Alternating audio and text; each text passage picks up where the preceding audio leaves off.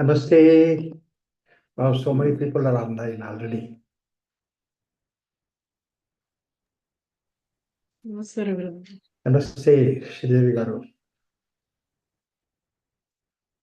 I was confused with the site. Previous site I went and then I said, nobody is there. Namaste. I came into here. Napurna Garu. Nice. Raghuramji, I wanted to talk to you if you can give me some time. Sure. When can I call you? Sorry, 1 second. Yeah. Raghuramji, we are already live on YouTube. Okay. Yeah. No, others. Okay. I'm just informing you, Raghuramji, that it is Right. going live from today, Mandukya Upanishad sessions onwards. Okay. And we are right now live. Okay. Right. So, Annapurna ji, you can call me after 12:30. Okay. That's Okay. it. Yeah.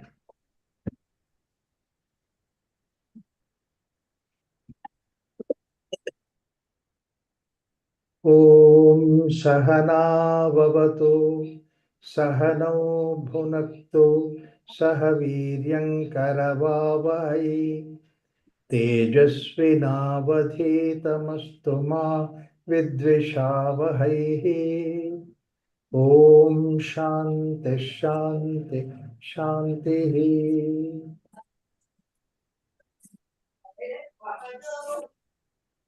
Namaste to all of you. Namaste, Raghuramji. Now, we are starting with this Mandukya Upanishad, one of the major Upanishads, and the major Upanishads, they call it because Adi Shankaracharya commented on that. That's why these are the 10 major Upanishads. But otherwise, there's so many other Upanishads which are also equally valid, equally powerful. But like things like Adhyatma Upanishad, etc., they are all very nice. Sarvasara Upanishad. But then this forms one of the 10 Upanishads which Shankara commented. We don't know why Shankara selected these 10 Upanishads. But out of this, particularly Mandukya Upanishad is supposed to be one of the crown of the Upanishads. It has got 12 sutras. It's a small Upanishad, but it is very powerful, very significant Upanishad, because the character that Upanishad has is like that. Now the Upanishad, when it is very brief, it's a 12 sutra, that is very brief Upanishad. It requires a lot of elaboration. Usually the Upanishads are elaborated, knowledge is elaborated by some great, like Shankara elaborated some Upanishad and all that, which is called as Prakarana Granthas. The ideas that are there in the Upanishad are given in the form of Prakarana Grantha. Like, for example, Shankaracharya has given us Atma Bodha, Tattva Bodha, Viveka Chudamani. These are nothing but the expansion of, elaboration of the ideas that are there in the Upanishad that is given in the form of those texts. But here, Mandukya Upanishad, it is so extraordinary that Shankaracharya's teacher, Govinda Vallabhpada, Govindapada's teacher is the Gaudapada. Gaudapada has written a commentary on this. It is called as also Prakaranas. So in the form of 4 Prakaranas he has given. And they are taken as part of the Upanishad itself. In some cases, they take it as part of the Upanishad. They are extraordinarily wonderful texts which are given by the Gaudapada. So that's why this Upanishad forms a very important Upanishad of all the Upanishads. Ekam Mandukyamivala Mumukshunam Vinivartayet. One Mandukya itself is good enough. You don't have to go to other Upanishads which will give you that freedom. That is the Mumukshunam, Moksham, Karanatvat. That's what basically the way that it has been described. So it is a very significant, important Upanishad. And it's a very, as I said, it's a short Upanishad. The name comes that, in Taittiriya Upanishad, we had discussions. Varuna and Bhrugu discussion is there. that Varuna is supposed to have reincarnated in the form of Mandukya. So therefore the name comes from Mandukya, Rishi, Mandukya Upanishad that is given. This is one of the minor details that is there. But just to give a textual importance, I've said that. But another very important concept of Mandukya Upanishad is Upanishads take up the basic fundamental questions. As I always been saying that why the Upanishad acknowledges something extraordinary. It is extraordinary because of two reasons. Because of the reason that it has taken up the discussion of the basic questions of the mankind. What are the basic questions of mankind? The basic questions of the mankind are like what's the origin of creation? And the questions like where does everything go after the death? What will happen after death? And third is very important aspect that is there. What is the idea of ananda, happiness? These are all the very fundamental questions. Not only fundamental questions, they are treated at a very fundamental level because people discuss them in a very loose way, but then Upanishads deal with it at a fundamental level. Very seriously, very committed way, the discussions are taken up. And one such question is that who am I? This is also another fundamental question. These are fundamental questions connected with our day-to-day life because the simple thing is the birth then takes place everywhere and then the death also simultaneously happens. Generally, people don't ask where the birth has come from, not that serious about it, but the death happens, people start asking question, what happens after death? It's not a simple question. Some people deal with it a simple way. That's what they call it as when you deal with this question simple way, it is called as the smashana vairagya. That means to say when you take the body to the smashana, at that time, you have this question, what happened to that person? Where will you go? But then that question also in two ways. A simple way is that what will happen to the property? It's not about the property, but about the person, individual, whether he will come back. In fact, many wish that he will come back once again in our own family. And how much, people look for that. Anybody is born in their family after that, within about a year, says, I think he's reborn, she's reborn. As if God exhausted the mold, so therefore he brings back the same old material. It is not recycling the whole thing. It's not that way. But anyway, people are happy thinking it that way. All those things are there. Then second thing is that this is very light way of taking it, the idea of what happens after death. But then Upanishad take it much more seriously. And that's why we have one Upanishad which is born of that question. That's what is Kataka Upanishad, Kathopanishad. Similarly, that yato va imani bhutani jayante, yena jatani jivanti, where from this comes. This is also a question that Upanishad takes up very seriously, deals with that. Is that question seriously taken up? We have a couple of indications in the Upanishad where showing that how this question, seriously this question has been taken up. Like the student goes to Pippalada, the teacher, and the student is Sukesha Bharadwaja and Shaibhyascha, etc. They go to the teacher Pippalada, ask a question. And Pippalada immediately says to them that Samvatsaram. In fact, they are not ordinary students. They are students, Brahmavidaha, that means to say they very seriously learned about Brahma, Brahmaparaha, Brahma Vidya. All those things are there. They have studied very well. In spite of it, they have this question. Such people that they go to Pippalada. And Pippalada says, if you are really serious for the answers of these questions, then 1 year that you do this sadhana, Samvatsaram Samvatsataha, do following things. And then come back after 1 year. If I still have an answer, I will give you. That means he's not even guaranteeing that he is giving an answer. That means how serious the student must be there. 1 year later, the students come back to him. Then the whole flow starts. The discussion starts. It's in the form of a dialogue. Though many times in the Upanishads, it is in the form of a dialogue. Many Upanishads, it is not in the form of a dialogue. We have seen that Panchakosha is in the form of a dialogue. That means Guru is the Varuna and Shishya is the Prabhu. And then there is a discussion goes on, Dugurvai Varani, Varnam Mupata. And then every time teacher says, come back to me. And then the student goes back to the teacher. So we see that discussion goes on in the form of a dialogue. But many times the Upanishads do not go in the form of dialogue. Of course, Shvetaketu case that there is in the form of dialogue. Yama and Nachiketa is the form of a dialogue. Nachiketa asks a question to Yama, Yama tries to give answer. But Ishavasya Upanishad is not in the form of a dialogue. That means that we assume that there is somebody who is there with him and the student. And then he is communicating to the student in the form of whatever the experience that he has. And that's what you can clearly see in the case of Ishavasya Upanishad. Similarly, like that, this Mandukya Upanishad also in the form of a dialogue, and not in the form of a dialogue. Assume to be that there is a dialogue. Who am I is the question. And the basic question on which the the pivotal question on which that whole Mandukya Upanishad rests is this question, who am I? What is me? This is the question based on that. That is basically the whole Upanishad comes up.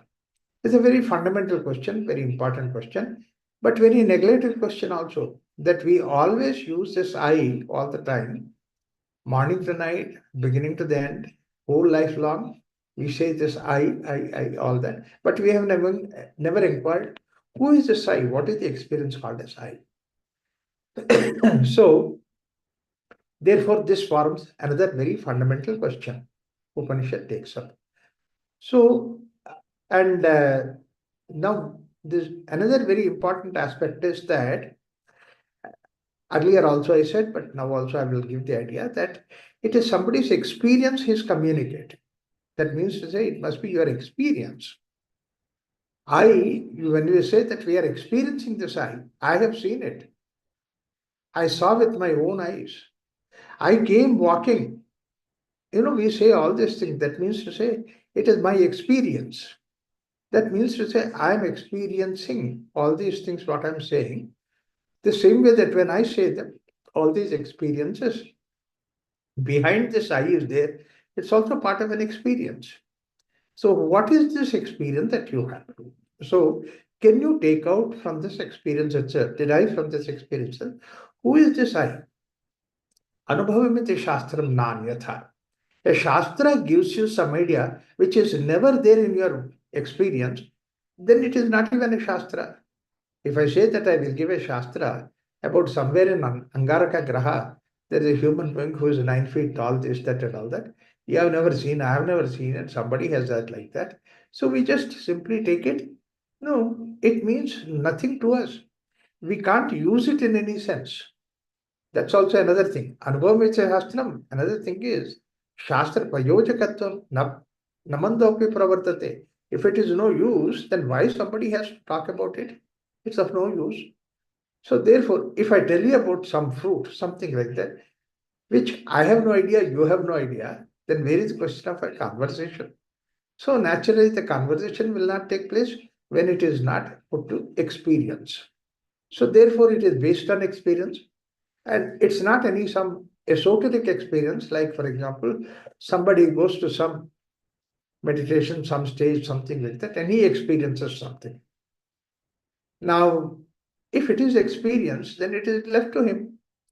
It should be a commonplace experience. We all should have that experience. Then only it makes sense to us. And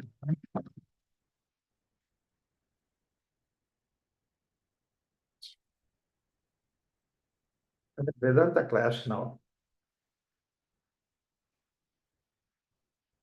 So therefore, essentially what happens is that it must be from the simple, normal human being experience.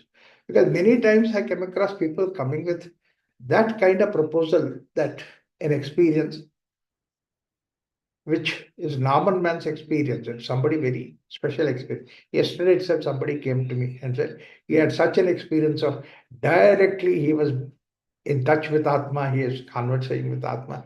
I said, okay, you do it. Then why do you come to me? You leave it with yourself because that's your experience. It's not mine. So therefore, come to the common man's experience, because why a lot of people talk about this is because that they want to show that they are somebody extraordinary. Whereas whole of culture is to see that how it is useful to prayojana should be there. If I discuss something, if I talk about that, it should be applied in the day-to-day life. In common life, you need to bring about that. If it did not change you, any knowledge that is there, if it did not bring about change in you, what kind of change? It should give you ananda, happiness. It should take away your dukkha. If that can happen, that's why basically Shankaracharya gives a very beautiful comment about this Upanishad also. Dukkha nivritti sukha prapti. That must be the idea. In this Upanishad, we should have it. So essentially, that all these Upanishads are supposed to give us that way. In fact, in one of the Upanishads, Narada, after having read everything, all these Shastras, he will come to Sanat Kumaras and he says, I have read all these things. Rugadyemi, Samamadhyemi, Kshatra Vidyamadhyemi, Nakshatra Vidyamadhyemi, Gandharva Vidyamadhyemi. All these things I have read, but everything I read, but in spite of it, I'm miserable. I'm in the Shocha. I'm in a Shoka way. And then Sanat Kumar has given answer, Shokam Tarati Atmavitu. So that means to say, a knowledge which can give you Atma Tattva, make you one with the Atma, that only is the thing which can take away your Shoka. Shokam Tarati Atmavitu. Atma Vare Shrotavya, Mantavya, Vidignasatavya. Like that, the discussion goes on. Atma is something that we need to understand it. And Atma is not anything outside. Atma is your own experience. Atma is yourself. So basically, it means to say this subject is supposed to give you that kind of a freedom from the unhappiness and become like your experience. And that's what Shankaracharya also gives. Let's go to that. But every Upanishad has got one Shanti mantra. That means to say it is a mantra by which that mantra starts. Like for example, we have said this Om Sahana Avatu Sahana Bhunaktu. It's supposed to be Shanti mantra for Taittiriya Upanishad and several other Upanishads. We have seen Ishavasya Upanishad, the Shanti mantra is Om Purnamadaha Purnamidam Purnat Purnamudachyate Purnasya Purnamadaya Purnameva Avasishyate. When I said this the Shanti mantra almost like gives the essence of whatever that is there in the Upanishads. That way, class I'll talk later. So, Shanti mantra is something which is basically will give you the gist of the Upanishad. It's like synopsis of the Upanishad it gives us. Similarly, in this Upanishad, that this Shanti mantra, it starts with the Shanti mantra. We have Om Bhadram Karnebhi Shrunuyama Devaha Bhadram Pashyemakshabirya Jadraha Stirairangaihi Tushtuvam Sastanobhi Vyashema Devahitam Yadayuhu Swastina Indro Vruddhashravaha Swastinaha Pusha Vishwavedaha Swastina Staksho Arishtanemihi Swastino Brahaspatir Dathatu Om Shanti Shanti Shanti. Very important aspect of any Upanishad that way, the Shanti mantra before that is something makes us humble. You can never get into the Upanishad knowledge with the arrogance. You have to be humility. You have to have that humility. Whether you take Ishavasya, whether you take the mantra called as Om, there's Bhadram Karnepi or Purnamada Purnamidam, or even the mantra Sahana Vavatu, Sahana Bhuratu, the whole content of the Upanishad, the mantra, Shanti mantra is to be humility, and in the case of humility. So this humility is the one which takes you towards this Upanishad. That's a basic idea. So this also, in this mantra, there is a lot of humility in that. Bhadram karnebhi shrunuyama devaha. We say to the God, Lord, that means higher power, to see that, make me to see that I see whatever that is auspicious. I hear. I hear with my ears, karnebhihi, that means with my ears. I hear bhadram, that is which is auspicious. Shrunuyama devaha, he devaha. Similarly, says bhadram pashyema akshabhi yajutraha. By whatever the activity that's going on in the world outside, oh God, make me to see something which is auspicious through my eyes. Sthirairankaihi tushtuvan sastanobhihi. Let my limbs become strong and healthy and steady so that I can take towards journey towards this divinity. Vyashema devahitam yadayu. All these things is for the sake of devahita, for the sake of reaching the highest goal. Swastina Indro Vruddha Shravaha. Indra, who is supposed to be all pervading, let him give me blessings, his blessing. Vruddha Shrava. Swastina Pusha Vishwavedaha. Pusha is something all knowing everywhere, and Vishwavedaha, that means all knowing. Swastinaha, that means let him bless me. Swastino Arishtanemi, Swastino Brahaspati Tadatu. Om Shanti Shanti Shanti. May the Brahaspati, that means the teacher of the teachers, the teacher of the gods, and all that, let me get his blessings to see that how we go. For towards what? All this learning, everything is for the sake of Om Shanti Shanti Shanti. Swasti Nastaksho Arishtanemi. Tarkshya is actually the name for Garuda. Garuda's father is supposed to be Tarksha is the son, is the father of Garuda, so therefore Garuda's name is Tarksha. Tarksha is somebody who is the vehicle for Vishnu. That means Vyapakatva iti. That means everywhere it is there. And even the vehicle or the one who takes care of that is supposed to be Garuda. And we pray to the Garuda to see that he gives us Taksha Arishthanemehi, free from all kinds of sufferings that are there. Let's go in that direction so that we go to Shanti. This is what is the mantra. It starts with that. Now here, you see that the very first thing is that in the beginning it starts with Om.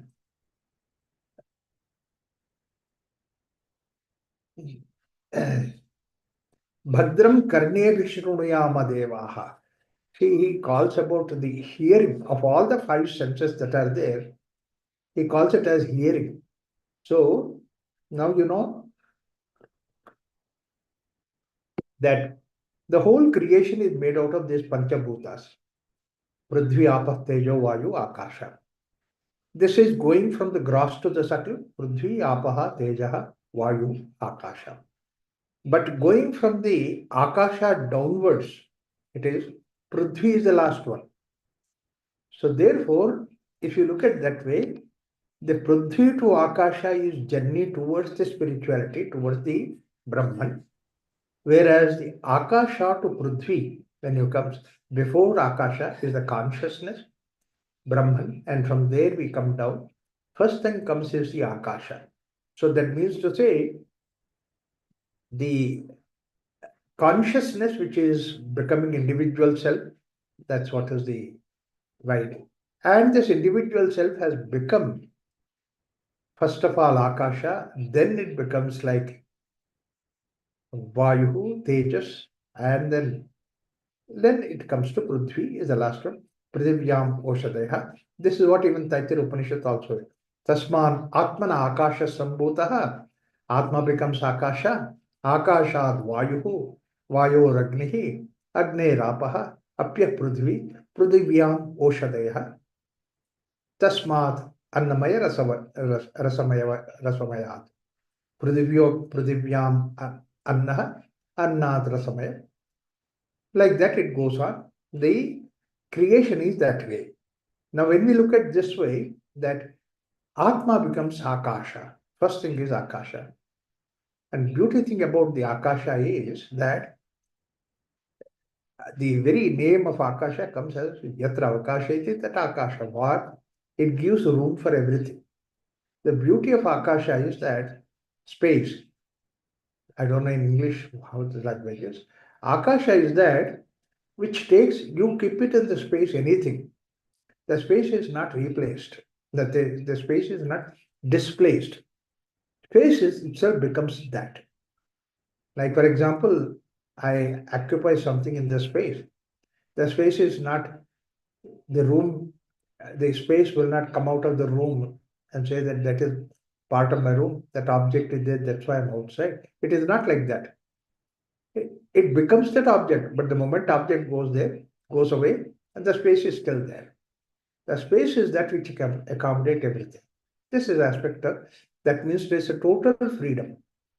Akasha level is to indicate next level of freedom from the Brahman consciousness is the Akasha. Then becomes Vayu like that. So that means to say Tasmat Atmata Akasha Sambhutaha Akashad Vayu Vayoragni. It is a degree of grossification. You see that one after the other, it is becoming more and more gross. Now, what happens is when it is the Akasha Tattva, the means of communication, the Akasha participate in our interaction in the form of sound. That's why the Adibhuta for the Akasha is supposed to be the sound. So sound is the one you hear from the Akasha. That's a very simple thing. Today, even the NASA scientists also say that in the space there is this sound. There is no object there, the space itself is a sound.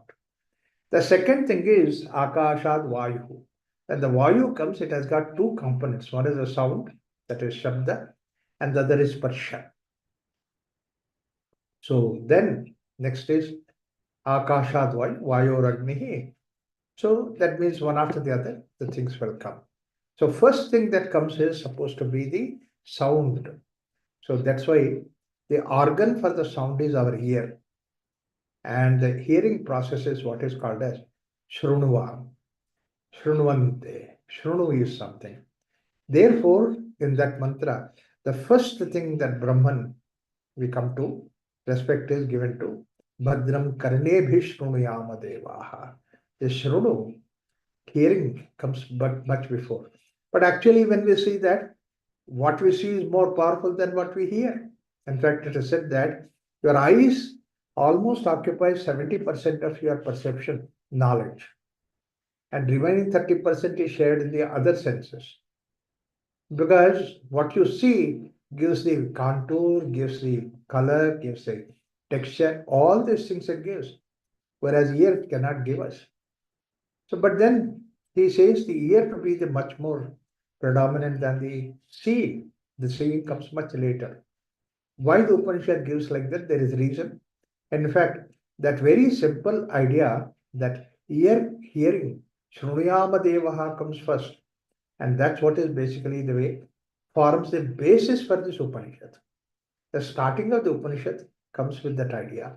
Your seeing becomes secondary, hearing becomes primary.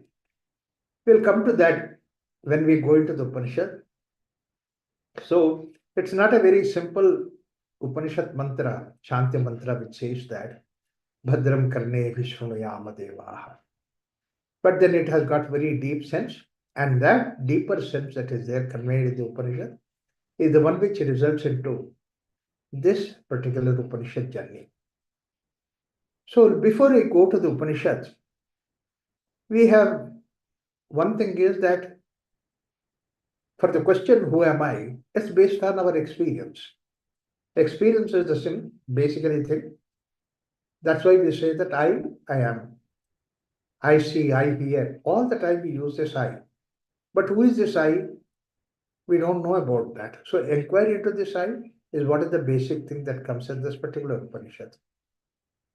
In fact, Rene Descartes also, he says that question everything.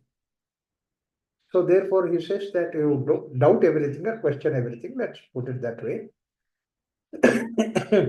But everything that is questioned and then you see that it exists. Dream you question, it doesn't exist, whereas the reality is something which you question. It exists. It can be proved by the senses. So therefore, existence is based on these things. Though he said that, but ultimately what happened is that what about the questioner himself? What about the person who is inquiring? And that he never looked into it. Of course, later on he looked into it. But that's the basic question that even the Western science also looked into it. Who is the person who is an observer? Who is seeing that? Who is cognizing? That's a very important question. So, Inquiry into the self, that's what is the inquiry into the questioner himself. Who is questioning? Who is the person behind it? Eyes help us to see, but behind the eyes, I am there, I am seeing that. Ears hear, but ears are only just golakas, that means to say outer instruments. But I am hearing through that. This I am behind it. So I am there behind all these senses that are there, which are functioning. Similarly, thinking is going on. It is mind, which is where the thinking is going on, the process going on. But I am there behind it. I am not there, nothing is there. So therefore, that I have to be there behind all those things. Are in words, I use these things for my transactions. That I is there behind all these sensory perception, sensory organs. So therefore, the question is, can you look at your own experience? And from your own experience, can you derive this I? Now, what happens is that all these experiences that we have, they make sense to us. It is a commonplace sense only when we convey in terms of the name that we give to them. We say something about that. Like, for example, today I'm talking, you are listening. I am talking, you are listening because there is a language that is there in which I talk, and that language that you understand, you relate with that. Therefore, we can do that. And out of all the species that are there in the earth, this facility is there only in the case of human being. We can elaborately discuss, talk, everything about that, anything for that matter, and we can convey to each other. So conveying language is something. Experience is what is in the form of picture, but communicating is in the form of sound. And an object does not exist unless until you give a name to it. You give it name to it. Form is there, but the name is there that you give to that form, then only it makes sense. Without the name, the form doesn't make any sense. Similarly,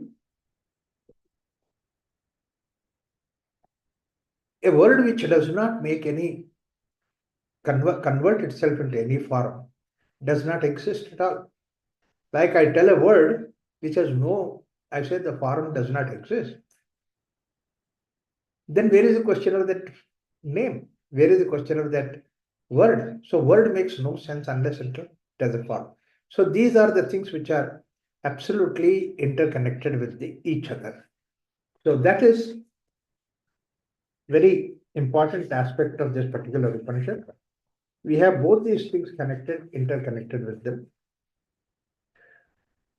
So the Upanishad starts with the mantra Om Ityadegam Sarvam Tasyopa Vyakhyanam. Now, what happens is that now all the objects that are there, we say that we give a name so that we convey with that particular name, we can understand. That's why the language is developed. If I say this is my hand, that means you can understand this is my hand, and it can easily be communicated. Similarly, words can be communicated. As I said, only human being has the opportunity as an advantage to communicate. So communicate because that we have ability to communicate, and then we convert in the name of sounds that we communicate. Importance of the sound is that it is communicated between one to the other.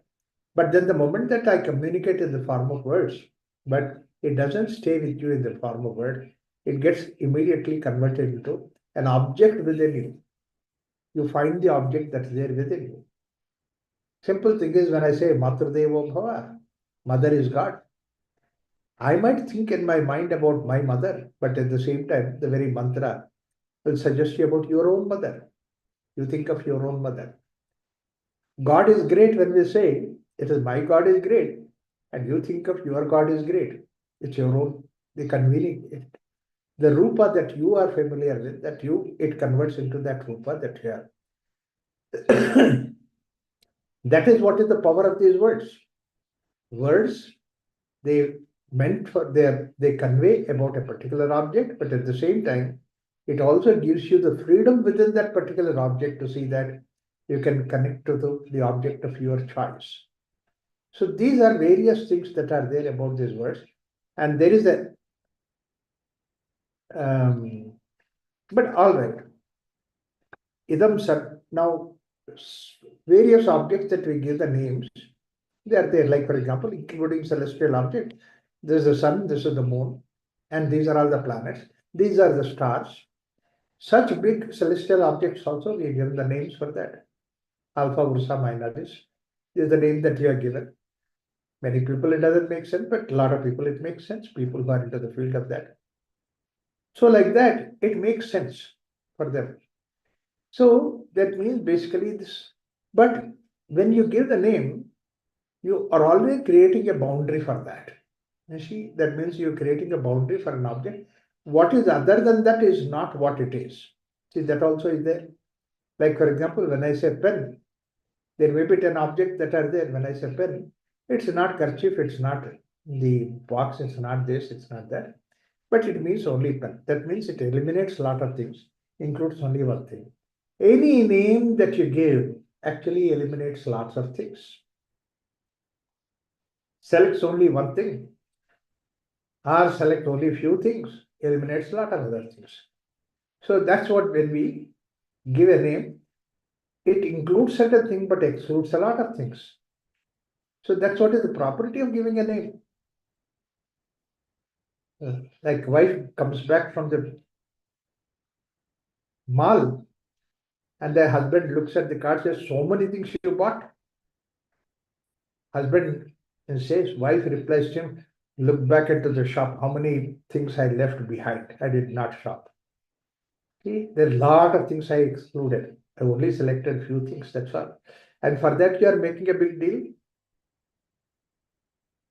But husbands are very poor that way. When he goes to buy something, he will buy only that one object. He will not buy second. She says, Harry, when you bought that in that same aisle, that there is that other thing also there. Why did you not bring that? You did not put it in the list. You see, simple thing. That dumb fellows, as far as shopping is concerned, well, are useless. When they go for one, then they find out 10 things useful. I'm not saying this, one of the very important material management expert, Sharu Rangnekar, has said, that's why material management is a science for the women, that they don't understand what kind of material when it is necessary. Next month, there is going to be a festival. Definitely I'm going to see that son is going to ask for this. So I will get that also. You see, how many ways that they think of it. Gaskase paisa keltane, so that therefore gaskase I need to bring it. It's not there. It's only for the festival. This only women can think of it. So, but you select certain things, you eliminate so many other things that are there. But here what is said is that he is trying to see that you are including every experience of yours. No exclusion of anything. If I say any word, then it excludes certain things. It does not include everything. Not only that what you are experiencing that you want to include, but what is there behind, even before even experiencing material manifestation is there. Unmanifested way that is there, even that also need to be included. Because from there manifestation comes. So that means, is there a way that I can include not only the manifest, but also what is there behind that, which is in the form of unmanifest? We know very well. The seed has come, but then when you put the seed, the plant, tree comes. But then behind the tree comes that it is there inside the seed. It's the sukshma form. So is there a way that I can convey? I can include something which is stula and sukshma. But sukshma is also, it is something which is already there. But only thing is it doesn't have a shape. It doesn't manifest. Unmanifested form is there. Behind that unmanifested form is one thing which is where the origin from which it comes. So can we include that origin also? See, now look at the complication that is not only the manifest, but it is unmanifest, but manifest, but unexpressed. But behind that, silence from which the manifestation comes. Can we include all those things? In one simple word, that means everything is included in this. Everything is included in this. So that is what is the extraordinary, wonderful contribution of this particular Upanishad. He says that whatever that is there, and it is there today, but it was there yesterday, it was not there. Tomorrow it is not going to be there. Or tomorrow something will be there, today it is not there. That means past, present, future, every time it is there. It is there means it does not undergo any change. If it undergoes change, that means basically that one day it will not be there. But that also is included in this. The change, whatever that is there, is also included. So if you want to include all those things, is there one word by which that you can say that? As I said that, the moment I say any word, any name, anything that you do, I'm limiting. Even if you say the God that you can say, I'm limiting. Even if you say Vishnu, even if I say Shiva, I'm limiting his contribution because that outside that so many things exist. So therefore, is there one word that you can include everything into that? That's what is the sound Om. That's why the sutra says Om ityete didavam sarvam tasya upavyakhyanam bhutam bhavat bhavishyatiti sarvamiti omkarameva. The very mantra suggests that this Om is a sound which includes, which is a name, which includes everything that is there. Bhutam bhavat bhavishyatiti, past, present, and future. Sarvamiti omkarameva. Now, can you not give anything like that? You can't give anything. In fact, there is no other way that you can represent this in the form of a sound.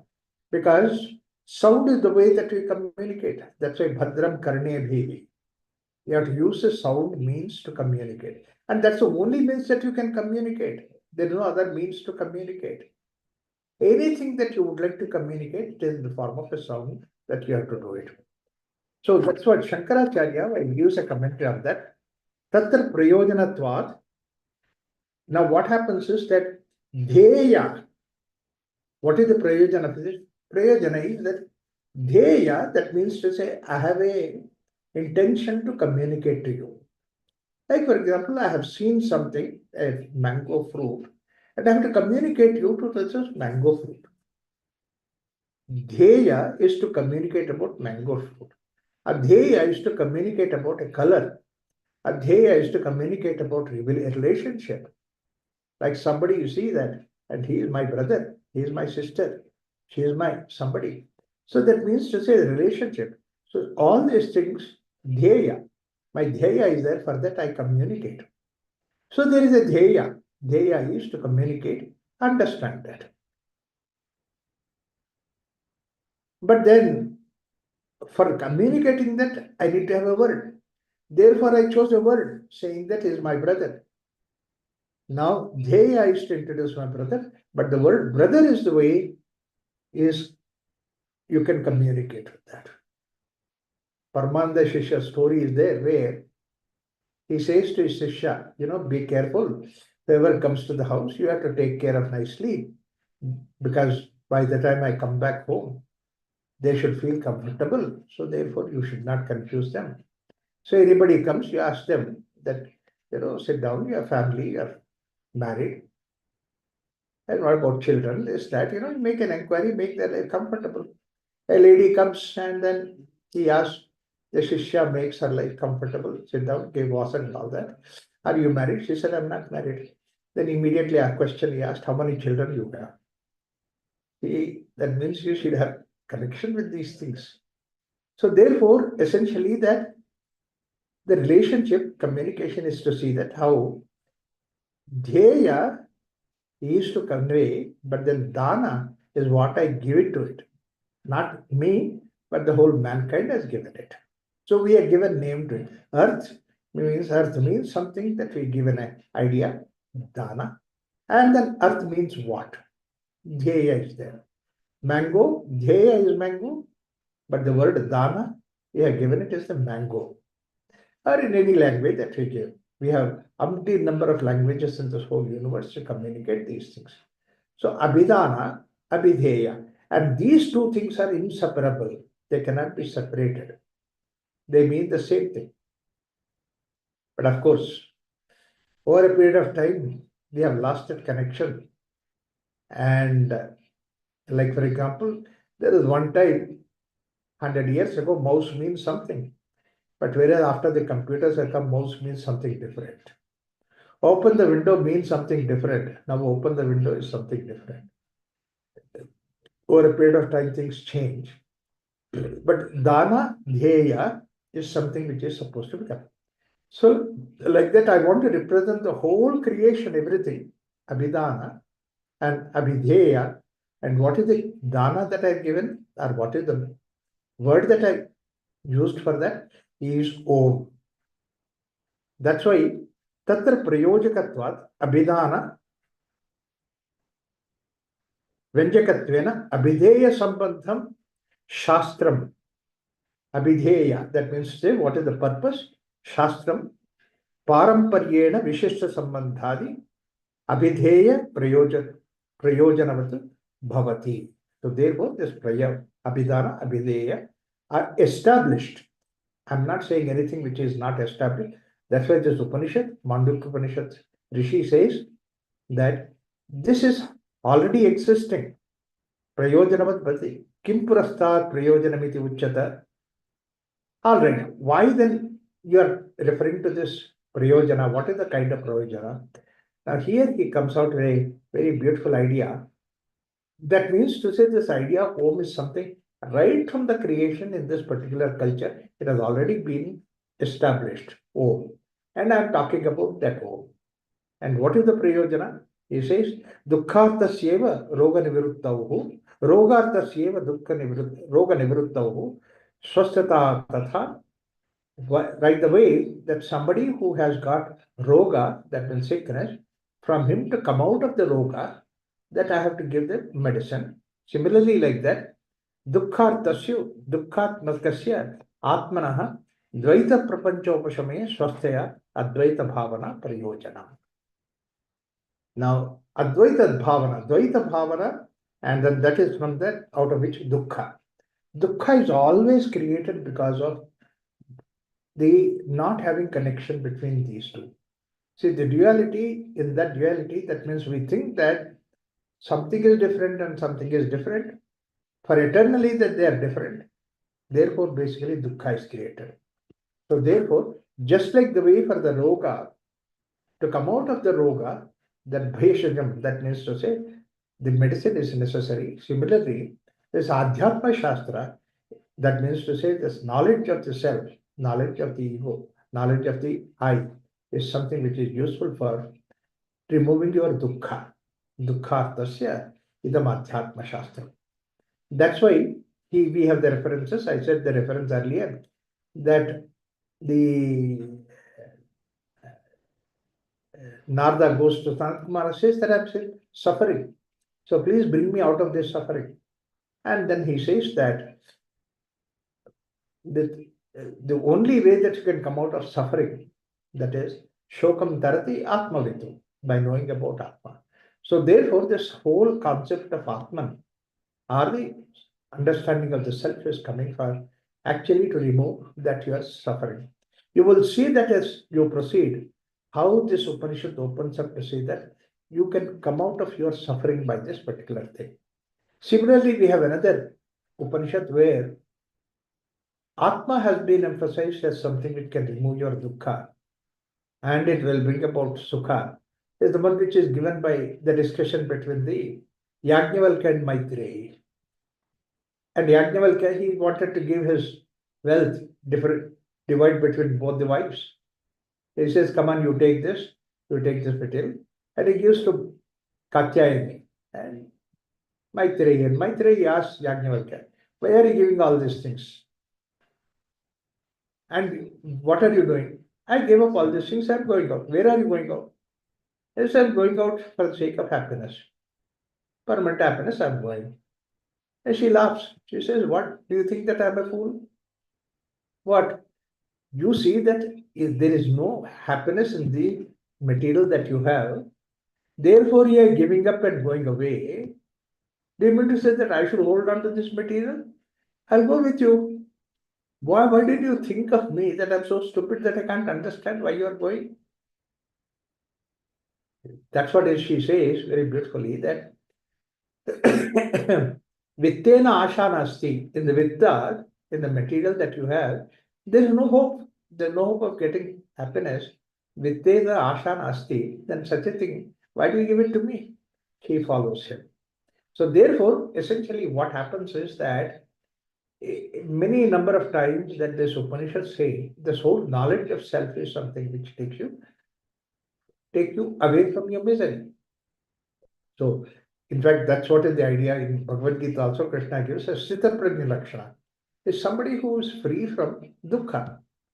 Dukkesha Anudvikna Manaha, Sukesha Vigata Spuraha. He is beyond all these things. That's what is the idea, giving this particular thing. So, therefore, the whole idea is to see that how we can go beyond these two. Now, let's come back to the starting point where he says, Bhadram Karnebhi Shrunayama Devaha.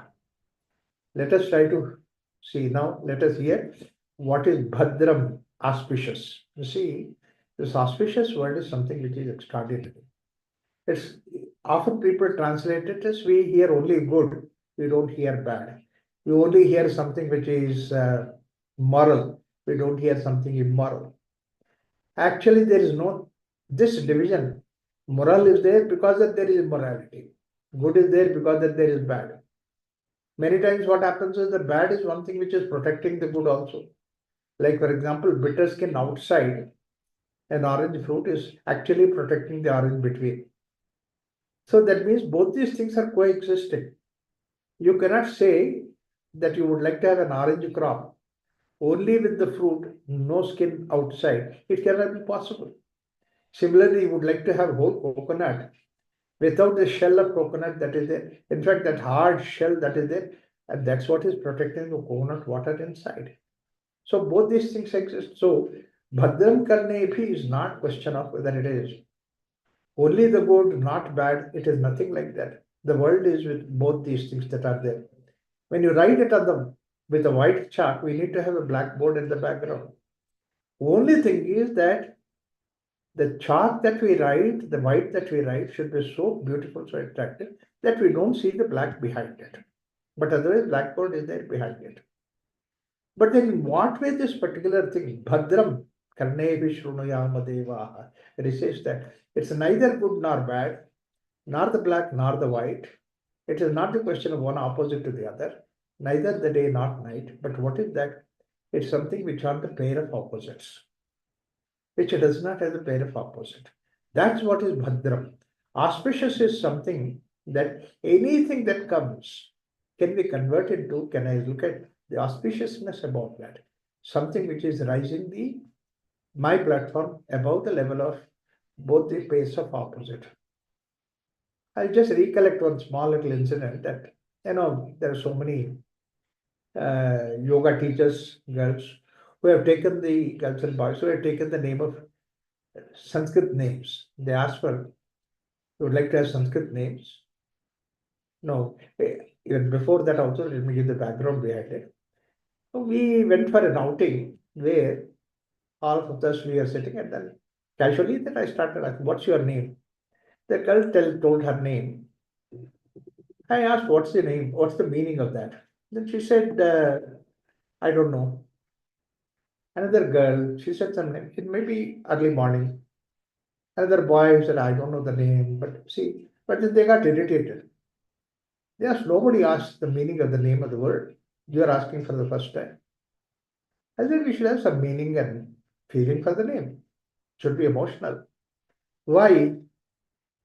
They were not still convinced. I asked them, like for example, if you have a son, and you don't name the son as Hitler, because one fellow is born with the name Hitler, spoil that name forever. Oh, yeah, definitely, yeah, Hitler is bad, so we don't name him. But still, they are not convinced. They still said, okay, that's all right, they're bad name. But what's Raghuram? They countered me.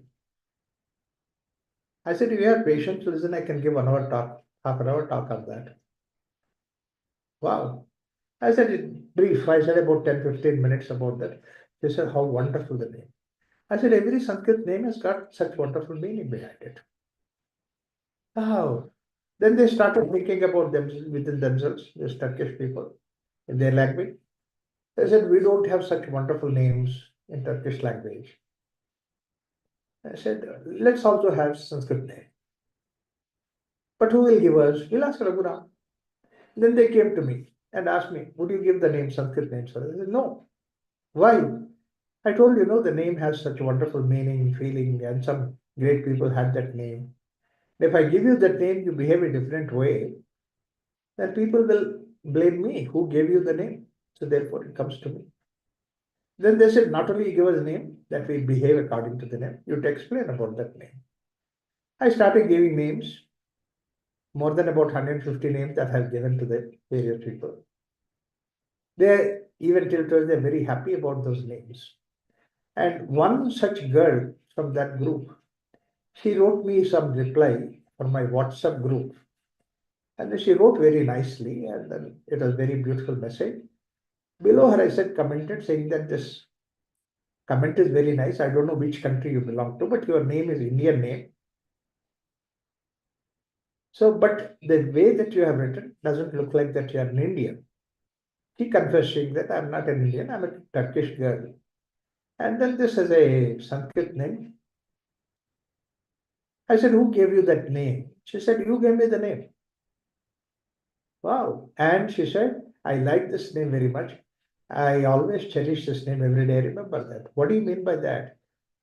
So I just said, so you like that name? Then tell me, what do you mean by that name? What is that you understand? She said, my name is one thing which does not have opposite. Good and bad, right and wrong, white and black, they're all opposite.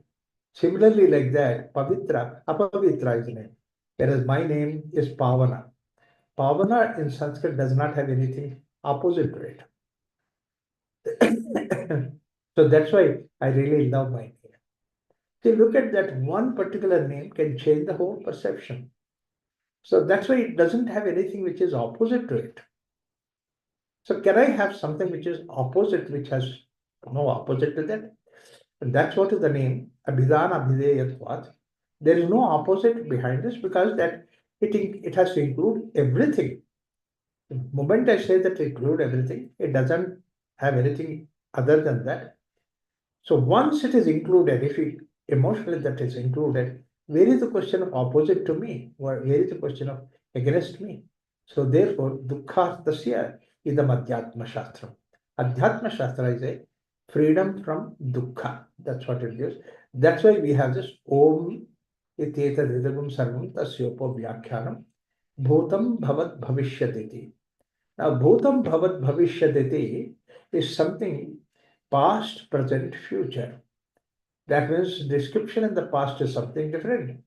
Description in the present is different. Description in the future is something different. If it is there like that, that means it's undergoing a change. And this undergoing change is what is called as parinama.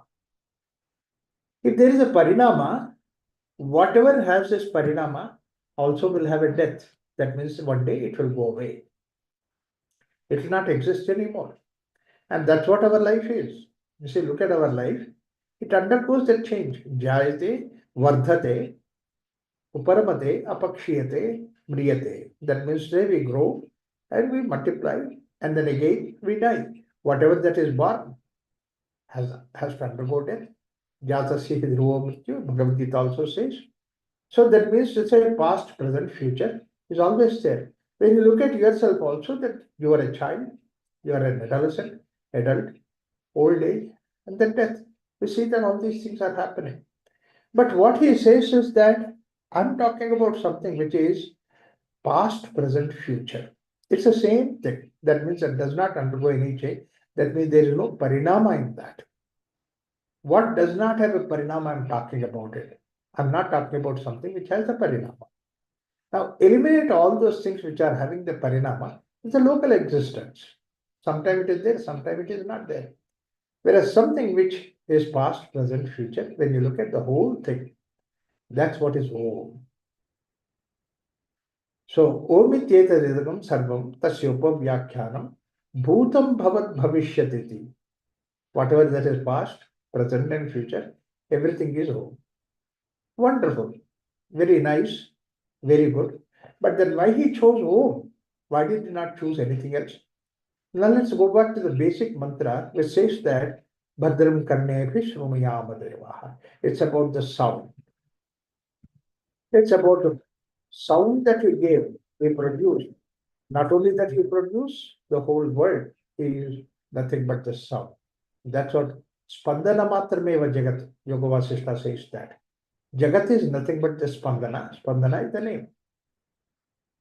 And then whatever that is name is supposed to be Nama. Whatever that is object that is there is supposed to be Rupa. So Nama Rupa Midam Jagati. The whole Jagat is nothing but Nama and Rupa. And all these Namas, all these Rupas put together is what we call it as the whole creation. And when you put all these names, Rupas together, that's what is supposed to be one Nama, put together all those things. We have to give one particular Nama. That's what is O. Now, when we say that Nama Rupa Midam Jagat, after all, you see that identification of anything in this world is based on these things. Rupa means color, size, shape, all those things are included in the Rupa. Nama is all those things represented by one particular name, one particular sound. That will, it includes everything that is there in the form of various Rupa components that are there. They're all different components. Made out of what? What is that black color? What is the size? What is the shape? All those things are Nama Rupa, all Rupa. But the Nama is only one thing that we give. So therefore, that Nama is something what we give to the object that is there outside. Such objects all put together, Nama we need to put together, have to give one word, one letter, one idea. And all the Nama that we give are nothing but what we talk. That's what we communicate. Only human being is the one who communicates. No other species communicate in the way clearly that human being communicates. So when we say we communicate, that means basically the language that we use by which that you communicate. So all the languages that we communicate, anything language that you communicate, the beginning of the letter is A. Below A, there is no letter, there is no idea that we communicate. We can't give a name to an object below A. A is the beginning of all the sounds. Anything you give above A. And then it has to create a vibration within you, that name. And then all the other sounds are built on A, over A. O is the base, A is the basis. Like the way that you take a string instrument and beat it neat, the sound that comes is the first sound A. The child is born, the first sound the child makes is A. The first cry is Akara. Creation is Akara.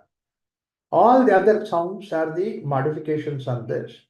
And the last sound that you can produce, you can replace, you can recollect, you can redo, all those things, is the sound Makara. A is the sound that you produce with mouth fully open. Ma is the sound with the mouth fully closed. And you can't go anything beyond that. Communicating. So therefore, everything in this creative world that is there is between I and me. Any language that you take, Abhidhana, any name that you are given in any language, it's all within A and me. Build these two with middle sound O. That's why he says that Omityeta Didavum Sarvam. Everything that is there in the creative world is between the beginning to the end of this whole creation is Aum. Nothing is outside this because the sound that we produce, it falls within A and O. The most scientific way that if I have to collect all the various names that I have given in the world is this O. Collection of all the names put together in one unit, and that's what is O. That is very interesting. In Indian culture, we say that in Sanatana Dharma, that a child based on his Kundalini, whatever it is there, horoscope, they say that these are the sounds that you have to listen to. See, that's why these are the sounds which match with you. Out of this ow, these are the sounds which match with you. That's why when the child is born, they go to this Jyotisha. And Jyotisha looks at all those houses and all those planets and everything. Finally suggests the name, that your name should have these particular letters. So now you search for the names having those letters. And that may be something like Deva, Divya, something like that. It must be there. So then they look at his name, they find out, and then he is given a name. Like for example, some Shankara Dev, this Dev, that Dev. But then grandmother wants the name to be included, Balaji. And then grandfather wants that another name to be included. But your God, the family God is supposed to something like Kumar, Kartikeya. So therefore, finally, the boy's name comes to be Shankara, Kartikeya, Kumara, this, that, and all that. And finally, somewhere in between, that Deva is there. Huge name. And finally, in the house, they call him as Babji. Forget about all those things. What are the sound that he's supposed to listen? That's all gone. What an unfortunate thing it is. We don't understand the depth of it. So therefore, this name, what includes everything is the soul. That's why Upanishad says, Omityeta Devam Sarvam Tasya Upavyakhyanam. And this does not undergo a change. Bhutam Bhavat Bhavishyati. The past, present, and future. It's the same thing that is there. So, Omityeta Devam Sarvam Tasya Upavyakhyanam. Vedantarthasaram. And that's what is the essence of the whole Vedanta. That's what he says. And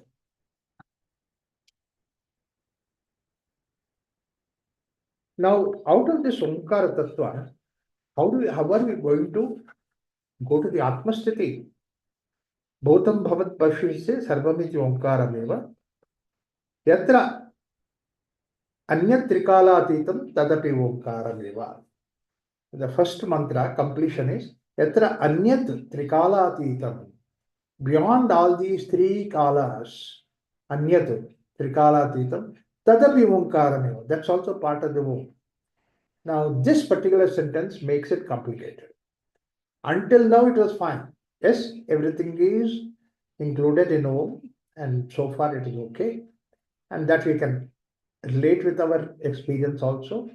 That whatever the name that you say, whatever the name that you give, whatever relationship, whatever activity, it's not just only the object and activity and experience, everything. Good, bad, nice, not nice, everything, when you look at it, everything is within the soul. So far it is good, so far it is another. But the next the further sentence will make it complicated, saying that Anya Trikalatita, that means there is something which is beyond these three. Tadapi Omkarameva, even that's also Om also. That's also part of the Om. That means now Om does not have only Om, but there is something which is beyond, which is also Om. This is where essentially this Upanishad becomes an extraordinary, wonderful inquiry, because the whole idea is now investigate to what is that fourth, what is that beyond our own, and it is there within your experience, because basically the experience, based on that we are looking at our own experience, we are converting into this. So now further sutras will give us the idea how we can understand each one of them, and then how to go, what is that fourth one that he's talking about, what's the importance of it, how we can apply it in our day-to-day life, right from the first to the last, how we can apply in a day-to-day life. It makes an extraordinary, wonderful discussion about this Upanishad. So I will continue, I'll stop this here, continue next week about this completion of this Om. But before I go to the next sutra, I would like to dwell more on this particular sutra to see that why he suggested this fourth state, what is the importance of it, and based on what is our experience. We'll talk about that. We'll stop at this level. Om Tat Sat. Om Shanti Shanti Shanti.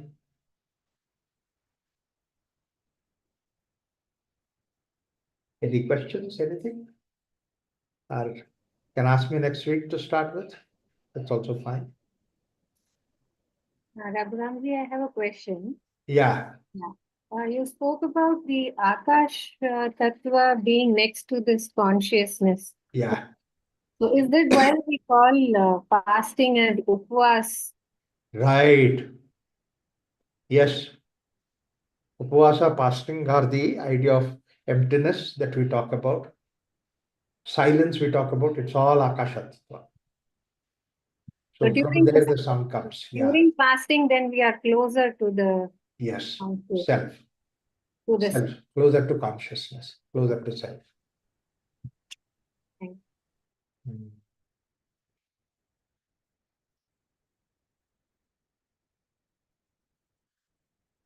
So we'll meet next week, India. Yes, Raghuramji. Next week. Okay. Next week we'll continue. Yes. Thank you all. See you all next week. Right. Thank you. Thank you.